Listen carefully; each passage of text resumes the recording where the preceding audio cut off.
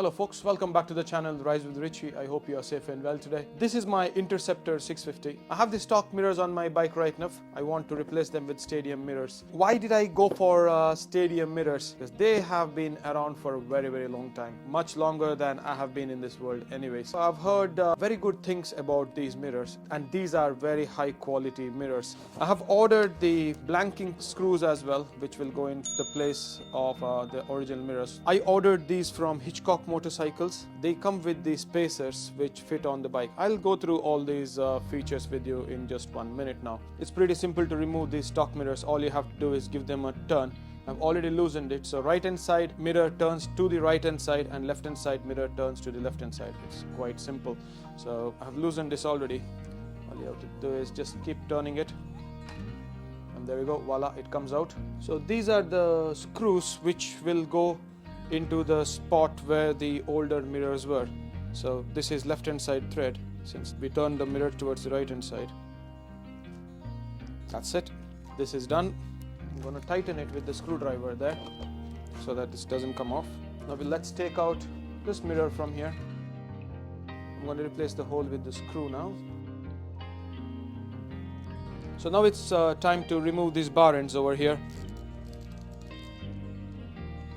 I'm gonna keep all these parts in a box. I have a box down below there where all my genuine Royal Enfield parts are preserved, so I'm gonna keep this one as well. So if I may show you, the mirror comes with a band so that the spacer stays in place. So this particular spacer, it has got an indentation to it, because there is an indentation on the handlebar ends as well over here. This stays in place so that the mirror doesn't turn. If you're buying these mirrors from Hitchcock's, they have the spacers already included, so it is very helpful. The best thing about these mirrors are that these mirrors fold, so they come in a folded position when they are sent over to you. So we have to take the Allen key and turn this so that we can turn the mirror. There you go. So once you turn the mirror, all you have to do is place this in position and then insert the mirror likewise. So I'm gonna apply some Loctite on this. So I have a drop of Loctite over there. I'm gonna place this in position, and all we have to do is start screwing this thing in.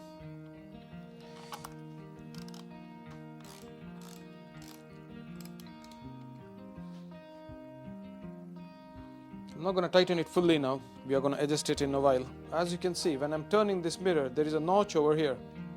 Mirror comes out and sits in the next notch, and then when you pull it back, there you go. So this is the best thing about this mirror. In case if you want to get into tight spaces, this is gonna be a huge help. So I'm gonna tighten this at a later stage.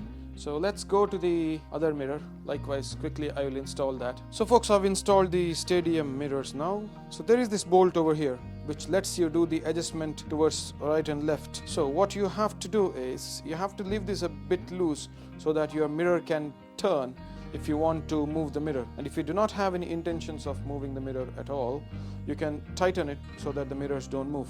But I would leave it a little bit loose so that in case if you fall off the bike, the mirror gets folded as well, so that the mirror won't break.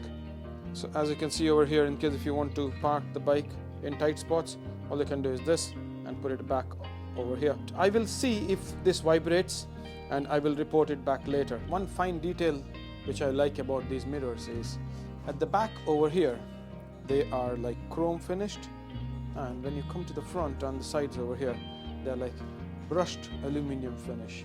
I believe that's a very good touch. And then there is black rubber banding on the inside as well, which looks particularly nice. It goes very well along with the round clocks which are in the front there. Looks pretty good. So folks, it's been a couple of days since I have installed these mirrors. I've done a few adjustments to them. They work pretty well. And one more thing which I particularly don't like about these mirrors is it makes the bike look a bit wider than usual. As you can see on either ends, it makes the bike look a little bit wider. That makes it a little bit challenging when filtering. And there is one more disadvantage which I would like to mention over here. In case if you drop the bike, the tendency is that these mirrors will break. But however, they fold, so they should fold when the bike falls down. But I'm not sure. I have not dropped the bike as yet. Hopefully I will not. But we'll see how that goes. And the best thing about these mirrors is that they are rotatable.